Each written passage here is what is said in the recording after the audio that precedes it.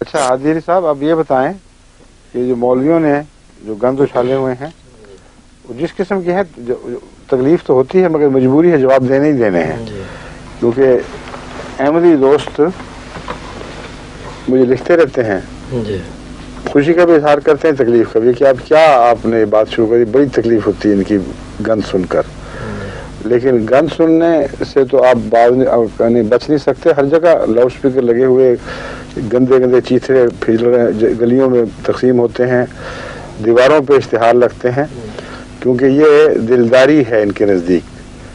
جو پاکستان کی Islamic council ہے اس کے نزدیک تمام اقلیتوں کی دلداری ہونی ضروری ہے، اور دلداری کی تعریف یہ ہے کہ ان کے ائمہ کے خلاف نہ صرف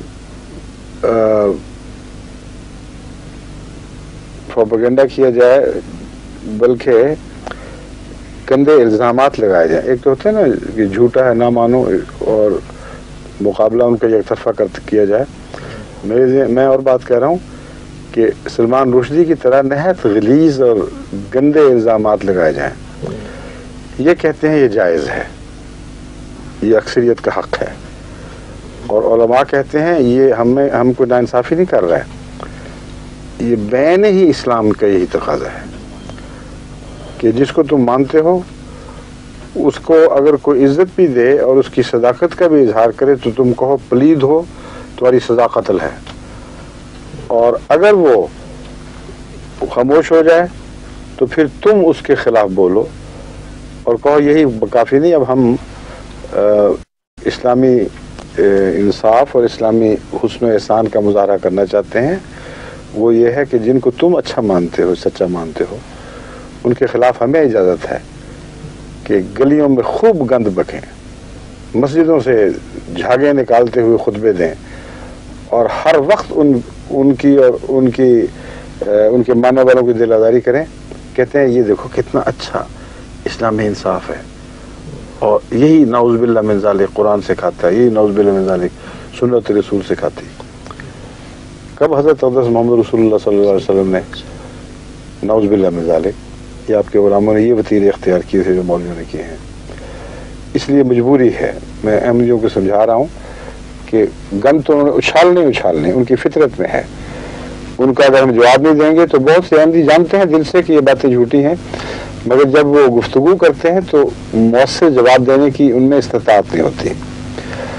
دوسری وجہ یہ ہے کہ یہ جو میرے خطابات ہیں یہ صرف پاکستان کے لیے نہیں، سب دنیا میں جا رہے ہیں، اور اس کثرت سے مجھے غیر احمدیوں کے سب دنیا سے خط آتے ہیں کہ آدمی حیران رہ جاتا ہے۔ کئی عرب مخلصین یہ دیکھ کر احمدی ہوئے، یہ سن کر احمدی ہوئے، ان سے بعضوں سے ملاقات بھی ہوئی، اور انہوں نے کہا کہ ہماری تو کار پلٹ گئی، بالکل سب جھوٹ سے سب باتیں سمجھ آ گئی ہیں، ترک بھی ہیں، دوسرے بھی ہیں، اور اللہ کے فضل کے ساتھ، اور آئے دن رابطے کرتے ہیں، آپ کو بھی فون آتے رہتے ہیں۔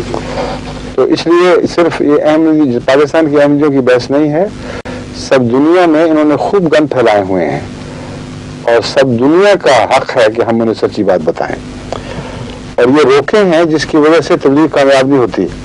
جب یہ روکیں دور ہوتی ہیں تو جوق لوگ آنے لگتے ہیں۔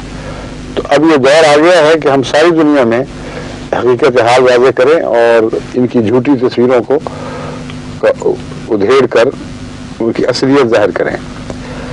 میری جو گفتگو ہو رہی تھی پیچھے صومالین سے، ان کو بھی میں نے سمجھایا، بہت اس پہ خوش ہوئے، کیونکہ نئے احمدی ہوئے تھے، ان کو بتایا کہ یہ اعتراض کرتے ہیں، اس قسم کے جواب ہیں۔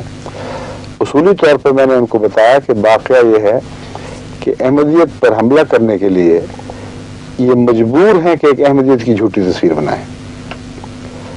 اگر احمدیت کی سچی تصویر دکھائیں تو دنیا تو عاشق ہو جائے گی، بڑی اچھی لگتی ہے۔ اس لیے ان کو دو تین ان کے ہیں بنیادی طریقہ کار یا حکمت عملی کہنا چاہیے ان کی، وہ یہ ہے کہ نمبر ایک، حضرت مسیح موعود علیہ السلام کی کتابوں میں سے اقتباسات پیش کیے جائیں اور ان سے وہ معنی نکالے جائیں جو ہم چاہتے ہیں، اور مسیح علیہ السلام کی کتابوں کی اشاعت بند کر دی جائے۔ یہ ایک حکمت عملی ہے۔ وہ کہتے ہیں یہ کتابیں ہیں شائع اس لیے نہیں کرنی کہ دل آزاری کا موجب بنتی ہیں مسلمانوں کی، اور جو باتیں اس میں نہیں ہیں دل آزاری کی وہ ان کی طرف منسوب کر کے وہ شائع کرنے کی اجازت ہے۔ اس قدر جاہلانہ بات ہے اور اس قدر جھوٹ ہے، اتنا تضاد ہے دعوے اور عمل میں کہ آخر دھنگ آ جاتی ہے۔ ان کو کوئی خدا کا خوف ہی نہیں، ان لوگوں کو کوئی احساس نہیں کہ مرنا ہے اور جان دینی ہے خدا کو۔ یعنی سارے بڑے آرام سے دعوے کرتے ہیں، اور جب باہر کی دنیا میں احتجاج ہوتے ہیں تو انہیں یہ کیا ظلم کیا ہے، تو حکومت پاکستان کی طرف سے چٹھیاں لکھی جاتی ہیں میسیجز کو یہ جواب دو۔ جواب کیا ہوتا ہے؟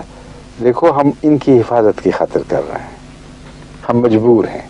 تمہیں پتہ نہیں کہ اگر مرزا صاحب کی کتابیں شائع ہو جائیں تو کتنا اشتعال پھیلے گا اور کس قدر دنیا ان کو مارے گی، اور حکومت بیچاری کیسے کہاں کہاں سنبھالتی پھرے گی۔ اس لیے مجبور ہیں۔ بہت اچھا، بہت مجبور ہو۔ اور وہ جو کتابوں میں نہیں ہے اور اشتعال انگیزی ہے اس کی کھلی چھٹی ہے، دلوں کی کالک دیواروں پہ مل دی گئی ہر طرف۔ کوئی جگہ پاکستان میں نہیں چھوڑتے جہاں یہ بدبختی کی فکریں مسیح موعود کی طرف منسوب کر کے یہ عام دنیا کے سامنے، عام پاکستانیوں کے سامنے نہیں پھیلاتے، اور یہی اب انگریزی اور عربی زبان میں ترجمے ہو کر دنیا میں پھیلائے جا رہے ہیں۔ سوال یہ ہے کہ دل آزاری سے یہ ہو رہی ہے، اس کو تو روکتے نہیں، کتابوں کو کیوں روک رکھا ہے؟ واقعہ یہ ہے کہ کتابوں کو پڑھ کر ہر شریف انسان انہی کتابوں کے پہلے یا دوسرے صفحے سے حقیقت حال معلوم کر لے گا۔ بس یہ دکھ ہے ان کو، بالکل جھوٹے ہیں کہ ہم ایم جی او کی بچانے کی خاطر، ایم جی او کی بچانے کی خاطر عدالتیں جو تمہارے فتوے دے رہی ہیں، یہ ہوا کرتا ہے بچانے کا طریق؟ جو سلمان رشدی آزاد ہیں، جو احمدیت پر دن رات گند اچھال رہے ہیں اور بکواس کر رہے ہیں اور جھوٹ بول رہے ہیں، اور احمدیت کو جواب دینے کی اجازت نہیں، یہ بچانے کی خاطر۔ اگر ہمیں تمہیں جواب دینے کی اجازت دی، مسیح موعود کی کتابیں تمہیں دکھا دیں، تو پھر لوگ تمہیں ماریں گے۔ ایسا جاہلانہ، ایسا متضاد عقیدہ اور عمل کہ جو اپنی تاریخ لکھ رہے ہیں، آئندہ آنے والی مورخین لعنت ڈالیں گے ان تاریخوں پر، شرم سے سر جھکائیں گے کہ یہ آباء و اجداد تھے جنہوں نے یہ ظلم کیا ہے اسلام کے نام پر۔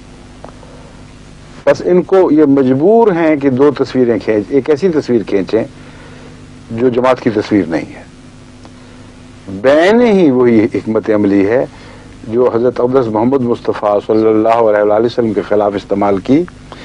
اس حکمت عملی کا دوسرا تقاضا یہ ہے کہ احمدیوں سے ملنا بند کیا جائے، احمدیوں سے ڈائلاگ بند کیا جائے۔ بس یہ کہتے ہیں کہ احمدیوں سے ملنا بند کرو، ان کے پاس نہ جاؤ، ان کو پاس نہ آنے دو، ان کے ربا کی زیارت نہ کرو۔ آخر کیوں؟ اگر گندے ہیں تو گندے کو دیکھو گے قریب سے تو گند ہی نظر آئے گا نا، اسے کو روکتے ہو؟ تم تو چاہتے ہو کہ نفرتیں پھیلیں، لیکن حالت یہ ہے کہ عجیب و غریب مسائل بنا کر تقریریں ہو رہی ہوتی ہیں۔ مجھے کل ہی ایک پاکستان سے آئے ہوئے دوست نے بتایا، کہتے ہیں ایک مسجد میں وہ دے رہے تھے، خطبہ دے رہے تھے امام صاحب، اور خطبہ یہ تھا کہ دیکھو 3 باتیں ایسی ہیں جن میں ماں باپ کی نافرمانی نہ صرف جائز بلکہ ضروری ہے، لازماً کرنی ہے۔ ایک یہ ہے کہ اگر وہ کہیں خدا کے خلاف شرک کرو تو تمہیں نہیں ماننا، کسی قیمت پہ نہیں۔ اگر وہ کہیں کہ جھوٹ بولو تو تمہیں نہیں ماننا، اور اگر وہ کہیں کہ ربا جاؤ تو کسی قیمت پہ نہیں ماننا۔ نافرمانی ضروری ہو گئی، ان پر تو ضروری ہے، تم پر جھوٹ جائز ہے، تم تو ماں کے دودھ کی طرح جھوٹ پیتے ہو، اور رسول اللہ صلی اللہ علیہ وسلم کی طرف منسوب کر کے ایسی باتیں کرنا، اس سے بڑا جھوٹ اور کیا ہو سکتا ہے؟ کیونکہ اسلام کا حکم ہے کہ جہاں ربے کا ذکر آ جائے وہاں نہیں، وہاں ماں باپ کو، ماں باپ اپنے گھر بیٹھے، ہم ربا نہیں جائیں گے، جو مرضی کر لو۔ یہ حکمت عملی ہے، پتہ ہے کہ جب جائیں گے دیکھیں گے تو اچھے لگیں گے، ملنا جلنا بند اور یہ سب کچھ۔ اور تیسرا یہ کہ جیسے میں نے بیان کیا تھا، ان کو یک طرفہ گند بولنے کی اجازت ہے، اور ہمیں جواب دینے کی اجازت نہیں ہے. صرف مسیح موعود کی کتب کا سوال نہیں، یہ ہے کہ آپ اپنے دفاع میں کچھ لکھ نہیں سکتے کہ سنگ و خشت مقید ہیں اور سگ آزاد. گند اچھالنے والے، افترا پرداز، جھوٹے الزام لگانے والے کھلے چھٹی پھر رہے ہیں، کھلے بند پھر رہے ہیں، اور جواب دینے کے لیے اجازت نہیں، پابندی ہے. اس حکمت عملی میں ہمارا پاکستان کا مظلوم احمدی بسر کر رہا ہے. اور باہر مولوی نکلتے ہیں تو پتہ کیا کہتے ہیں، باقاعدہ یہاں اخباروں میں خبر شائع ہوتی ہے کہ پاکستان میں احمدیوں سے اس سے بہتر سلوک ہو رہا ہے جو اکثریت سے ہو رہا ہے. کم سے کم برابری کا دعویٰ تو کرتے ہیں، بعض جگہ یہ بھی کہتے ہیں. ضیاء صاحب نے ایک موقع پر کہا کہ ان کے جو حقوق ہیں احمدیوں کے مجھ سے کم تو نہیں، کم از کم اتنے حقوق ہیں جو میرے ہیں. تو میں نے کہا تو پھر بدلا لیتے ہیں، اگر برابر ہیں تو آپ اتریں نیچے اور لا الہ الا اللہ بند کریں، مسجد میں جانا بند کریں، نمازیں پڑھنا، رسول اللہ صلی اللہ علیہ وسلم کی سچائی کا اور توحید کا اقرار بند کر دیں. اور اگر آپ کہیں کلمہ تو مار کے گلیوں میں آپ کے بخیے ادھیڑے جائیں اور تھانوں میں پہنچایا جائے.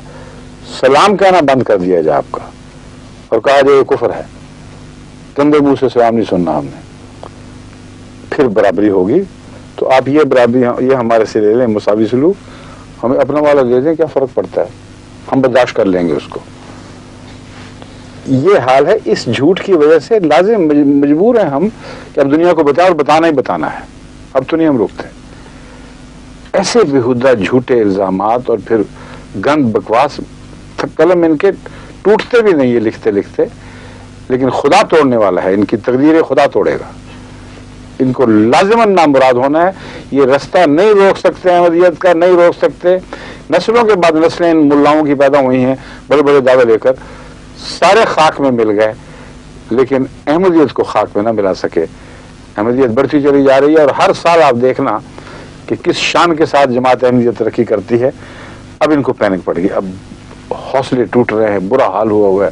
مزید مطالبے، یوں قتل کرو، یوں مارو، کر لو جو کرنا ہے. قرآن کریم نے شیطان کو پہلی چھٹی دی تھی، قیامت تک چھٹی، جو مرضی کرنا کر لو. لیکن خدا فرماتا ہے جو میرے بندے ہیں ان پر تمہیں غلبہ نصیب نہیں ہوگا.